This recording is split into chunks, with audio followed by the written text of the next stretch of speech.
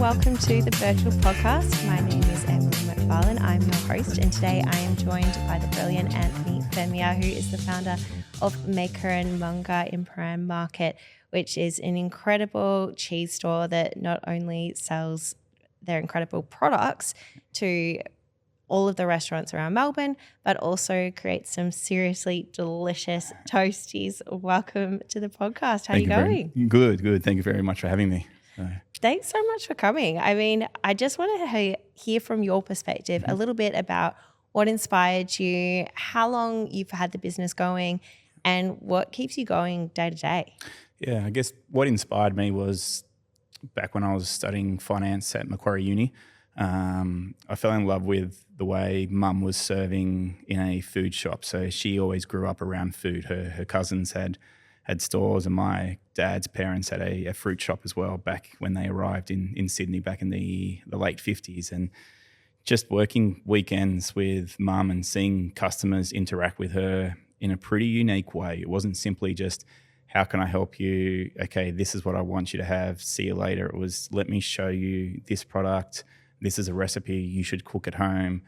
And people kept coming back and just inspired by her, and that reflected in what we ate at home. It wasn't simply just the same meal every night. It was something unique and different every single dinner. It wasn't just the Women's Weekly 80s books. It wasn't just Karen Martini's cookbooks. It was something that she had thought of while she was at the shop. And I was working part-time on the weekends, and I love that satisfaction of coming home, having changed someone's perception of food, that it wasn't just a sustenance or an energy for something. It was bringing people to the table for a unique, loving experience with friends and family. And I hurried up and graduated and took myself off to Europe, and the rest was history. It was fantastic. I spent 6 months in central Italy with a cheesemaker there. And whilst all the boys were doing the Greek islands, I was doing something else. And it was fulfilling. And I got back to Sydney and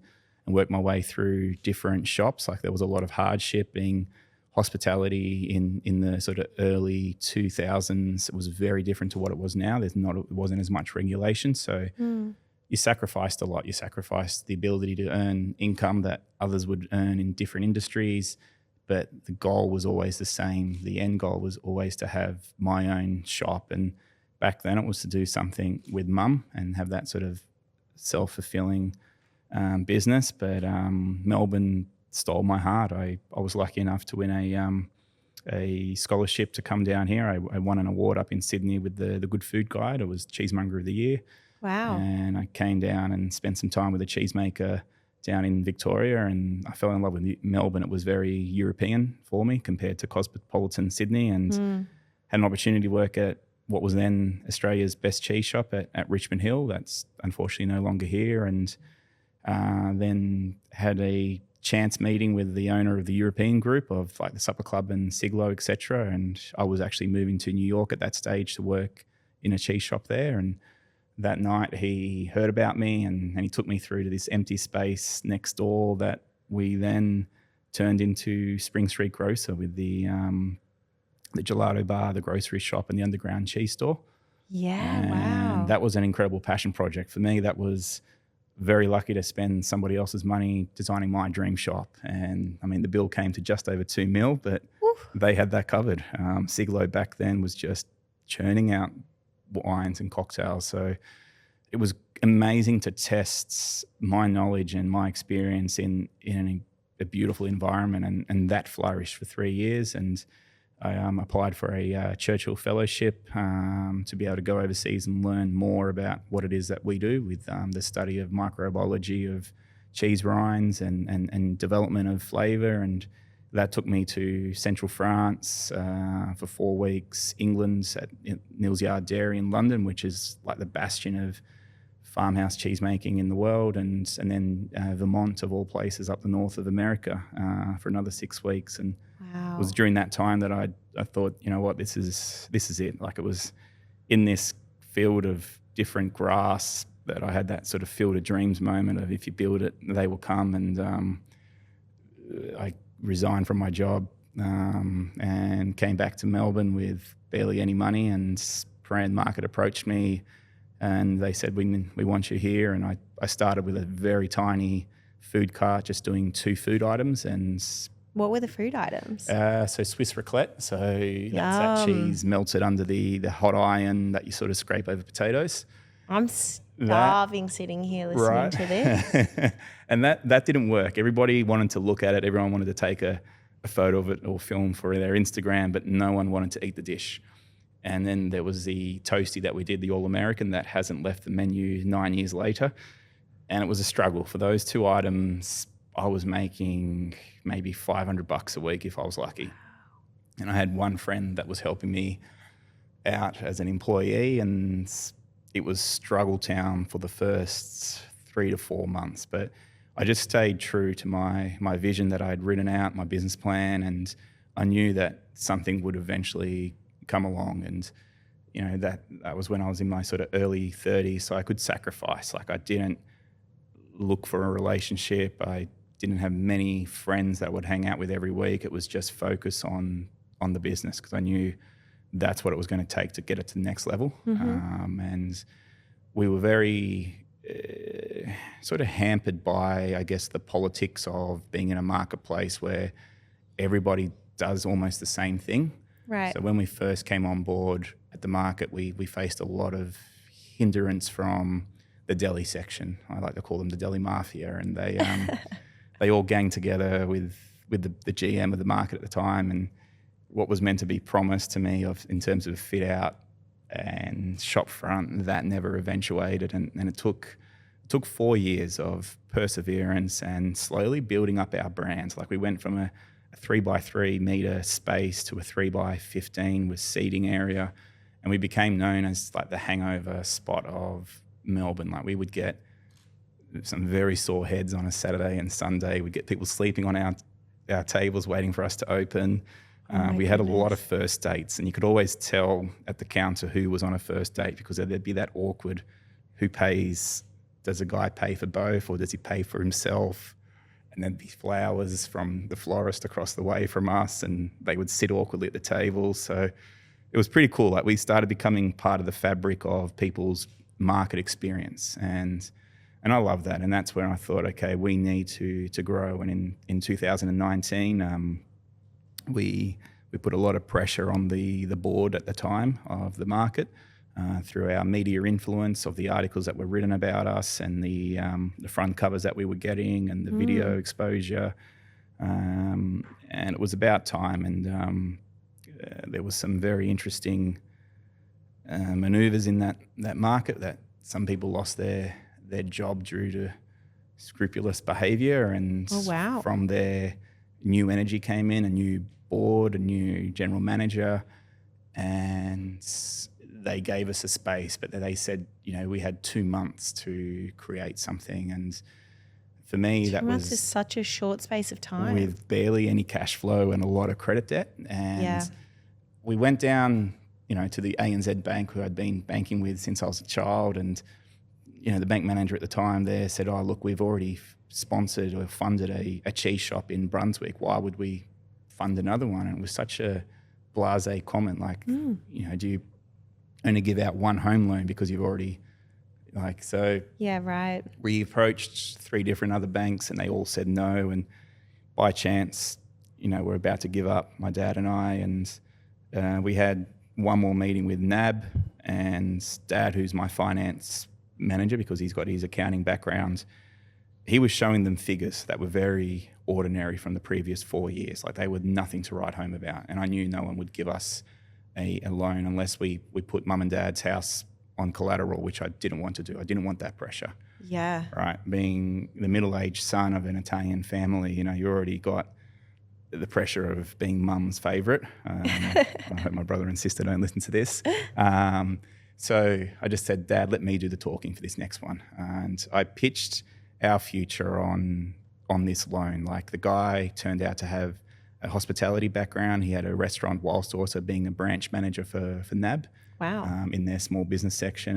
And I showed him the pedigree of what journalists thought of us, the potential for the growth of growing that shop from a tiny little drinks fridge with 10 cheeses 3 food items to then growing, proper cheese counter, proper maturation room, using what I'd studied on my scholarship. And to his credit, he gave us a leasing loan of $300,000 with no collateral as backing. It was just, we were basing that loan and that lease on our potential. And we found a builder in that short time. We had mates help us out, and we built what is now known as the Chapel of Cheese there in a central part of the market. And back then that was a dead zone, because that was a chocolate shop that wasn't doing too well. There was a nut shop where the guy didn't like what he was doing. And then there was the potato man who used to sleep in his space. So nobody walked through that central part of the market. They all did their circular lap on the outside, went to the meat hall, went to the deli hall, went to the fruit shops on the corner. Nobody walked through the middle.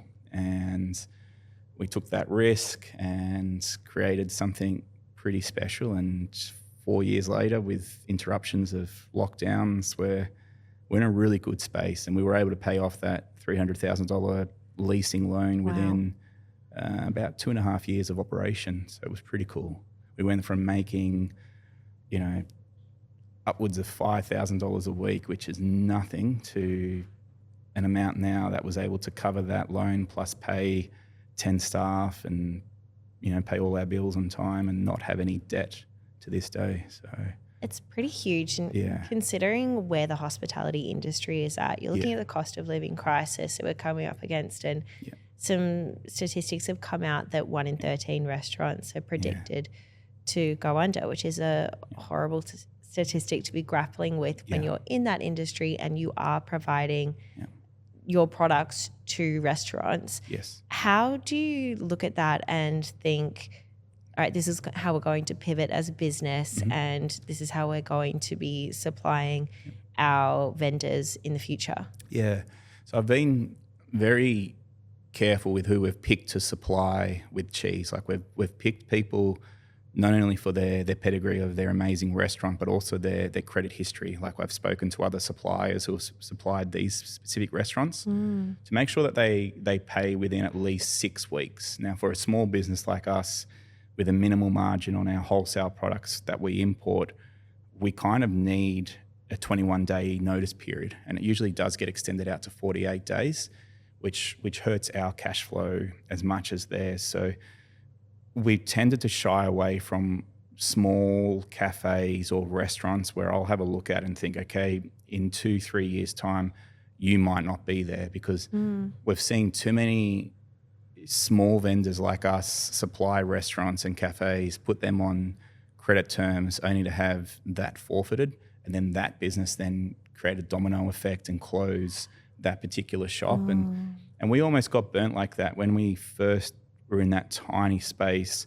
I was supplying a restaurant in the city called Auteur that was next to Coda in that little laneway off Linda's Lane, and it was only like a $4,000 bill, but that product had cost me $3,500, and back then when we were only making, $4 or $5 grand a week, when they closed that restaurant and forfeited that payment to us, that almost shut us down. Like that that stung. I had to borrow money from friends to help keep us afloat and pay staff. So we're very cautious of who it is in the industry that we want to look after and grow with, because for me it's like friendships. I want to grow with those restaurants, not only the restaurant itself, but the staff, like the chefs and the front of house, getting to know them, their knowledge of the product, them teaching me how they're cooking with that, or the wines that they're pairing with it. So it's a very organic relationship. So that's the way we're navigating it at the moment. But,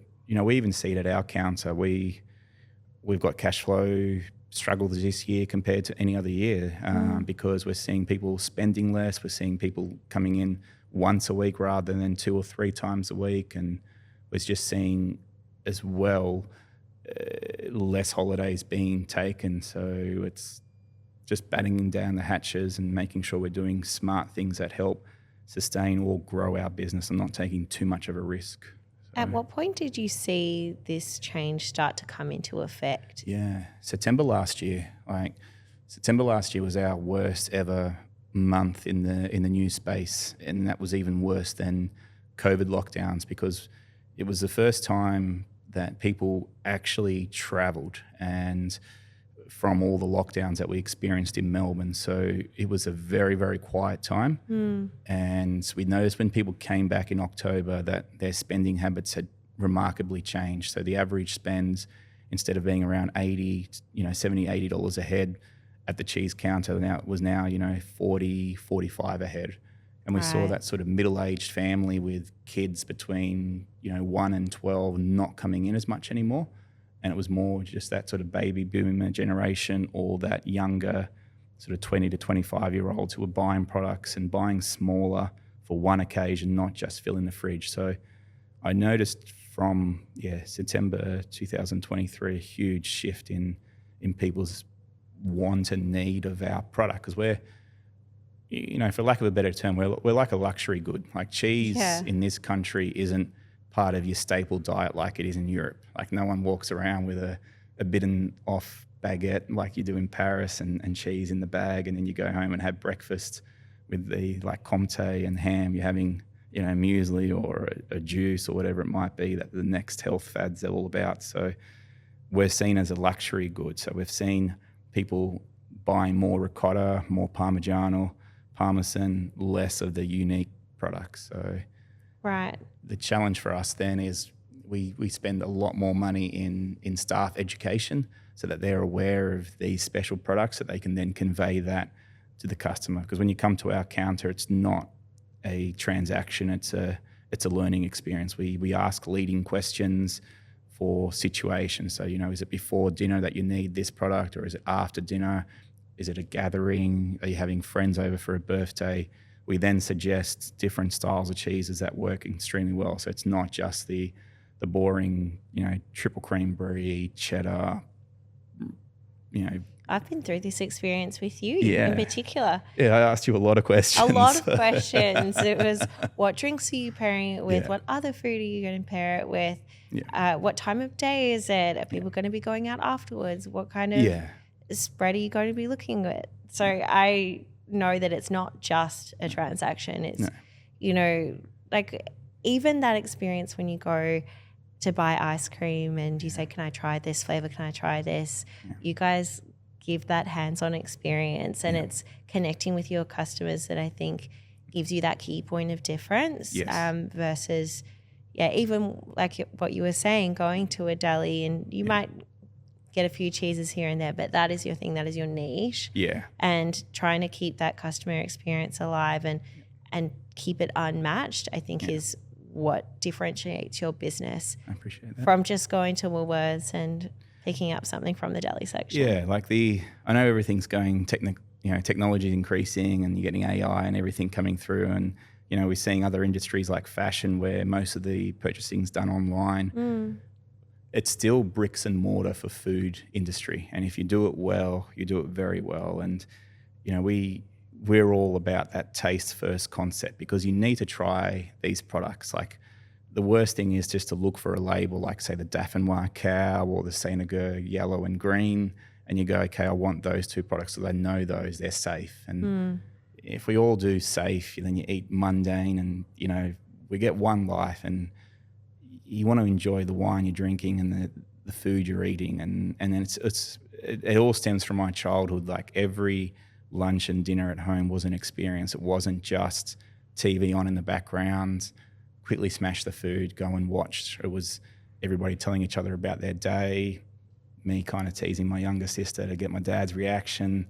But I mean, that's another story for a psychologist, not for this.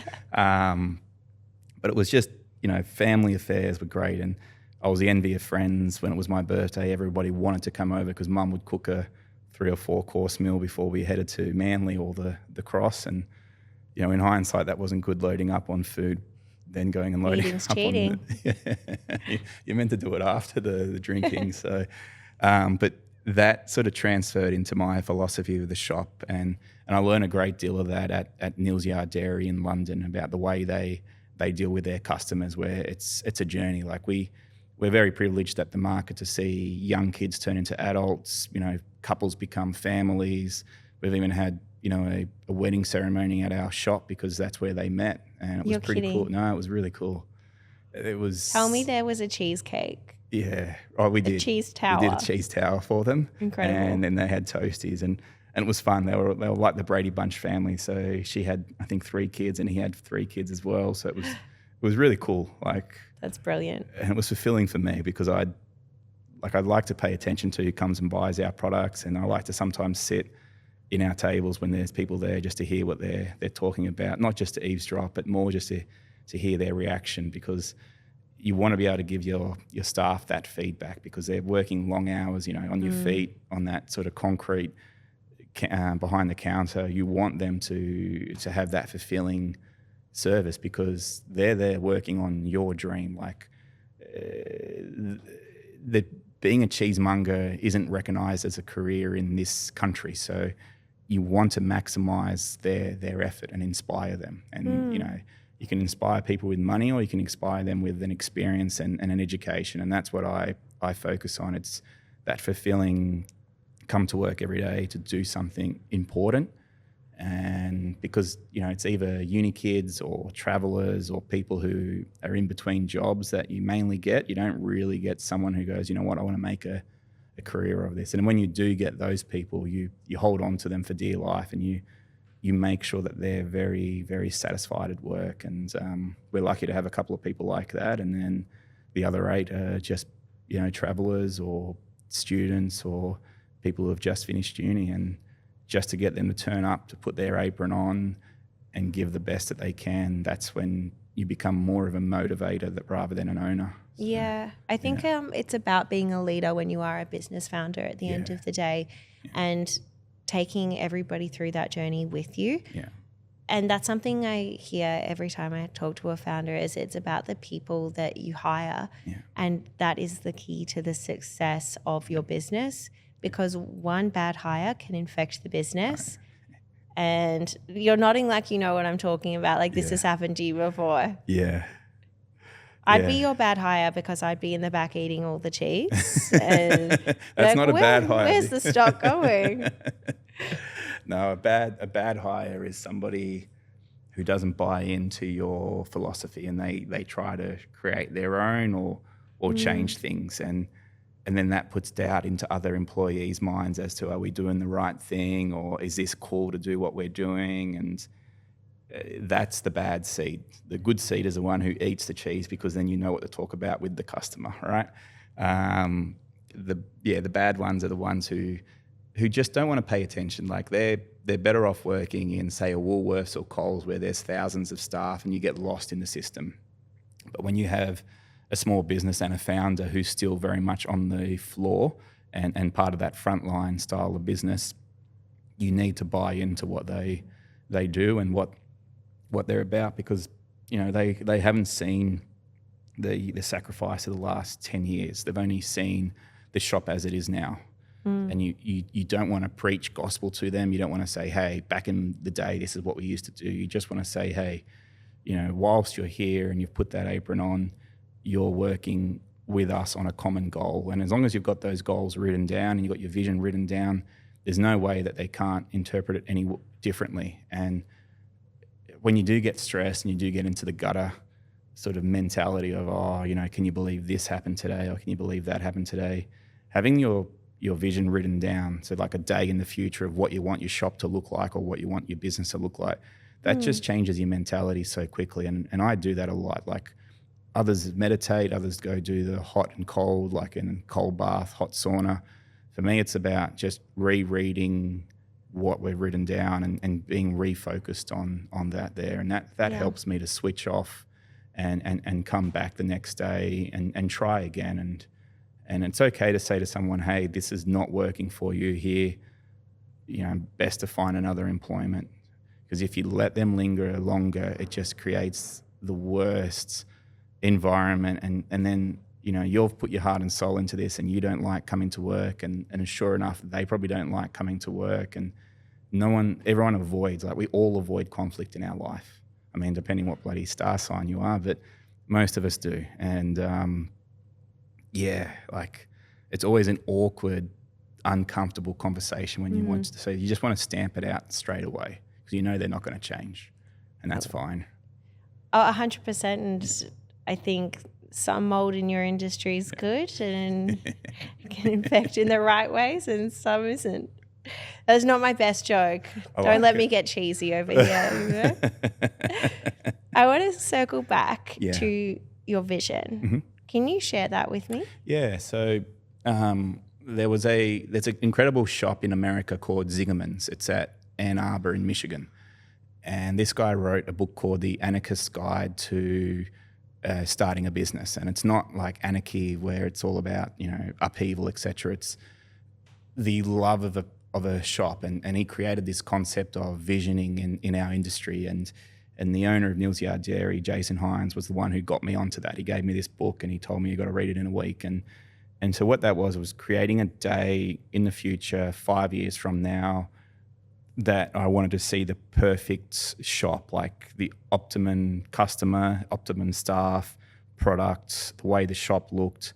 And so for me, in 2015, I wrote one for 2019, which said Maker Monger was the hub of cheese in Melbourne, that people would come to specifically for freshly made mozzarella that was made in-house behind a glass window.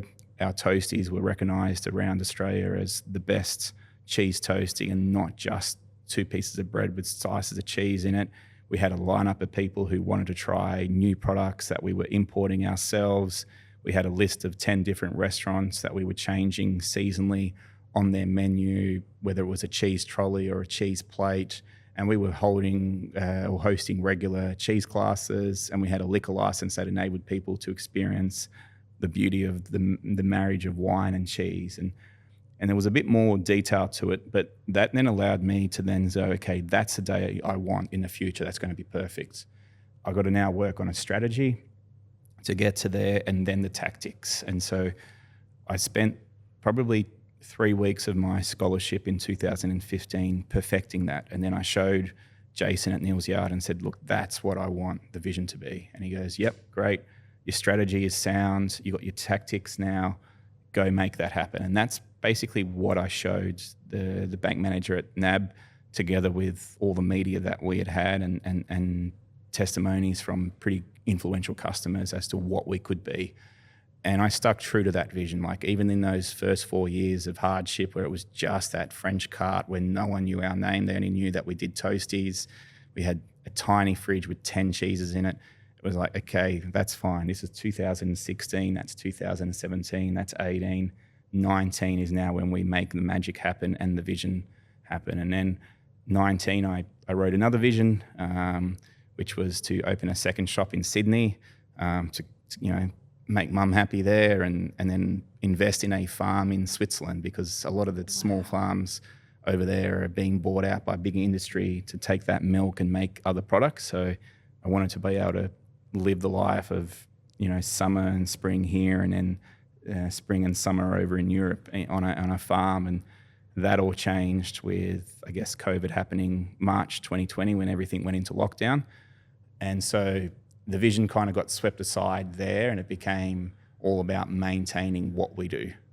And, we had rapid growth on online purchasing, which was amazing. We went from, $20,000 of our website to, I think 2021, we did close to $500,000 on online purchases, which was amazing. And that allowed me to buy a Volkswagen Caddy and do the deliveries myself. And I bought a puppy at that time too, and he would sit in the front seat, on the other seat, of course, not on my lap. I copped a fine on that one.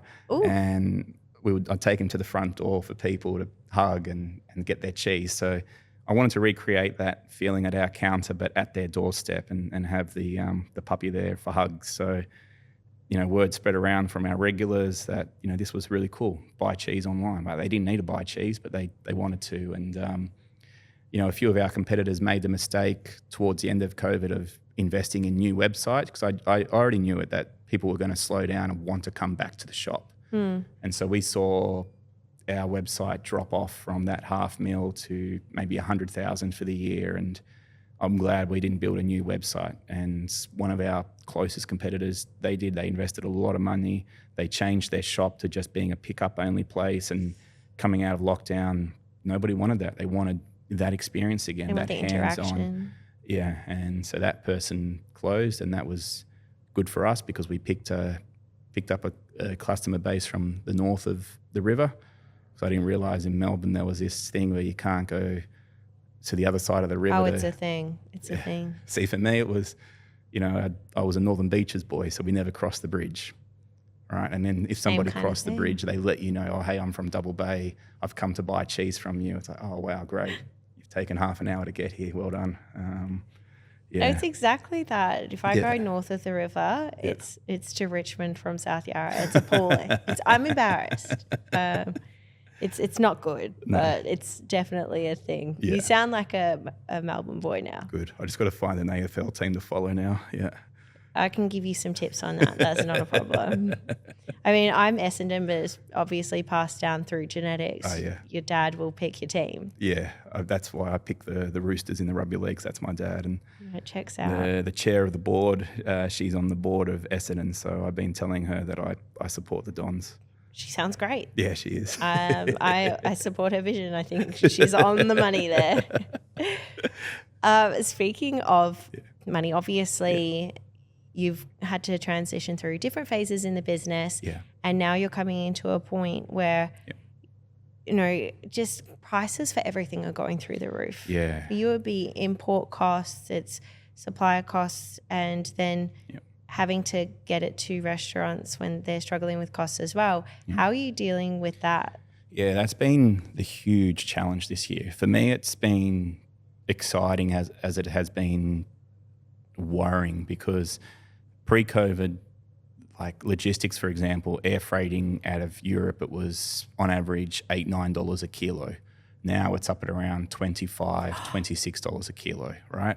And then you've got delays. So if you're doing shipping via sea, you've got, the war and the pirates there through the Suez Canal and the Red Sea. So you're now doing a ship around Africa to get here. So it's adding 3 weeks onto a 6-week journey. And so sea freight's expensive. And then logistic companies, like they then say, okay, sea freight's expensive, so now we're going to then make air freight more expensive. And it becomes competitive to find room under each plane that's coming back to this country. So you're competing with big companies. Like we're bringing in only, say, 2 or 3 pallets at the time. So we're on the smaller scale and the less priority. So it's up at around that $28-29 a kilo, which you then have to then drop your margin to keep it at a reasonable price so that it's still good enough for your customers at your counter to buy without feeling like they're being ripped off. Sure. And then you lower your margin for restaurants. So we're working off, and I can be honest about it, we're working off a 20% markup for our restaurant clients. And by the time they pay their bills at that 48 days, I'm breaking even, because I've already paid my logistics, I've already paid my people in Europe, I've paid the conversion fee, etc. So that's You're why almost just doing them a favour. Right, but that's why I've been very careful with who we pick. So we, Gimlet, Rain LaRue, Carlton Wine Room, Cutler & Co., Omnia. So we pick the best of the best restaurants that we know our customers shop at, and that they're then going to recognise our name on their menu, or they're going to recognise that product in the cooking. Like Rain LaRue, for example, with that cream that we bring in from Normandy. It's like the best cream in the world, and I'm very proud of it. And they use it with their caviar. They use it with their, as a quenelle with their desserts. Gimlet does it with their little potato rosti and caviar at Apollo Inn.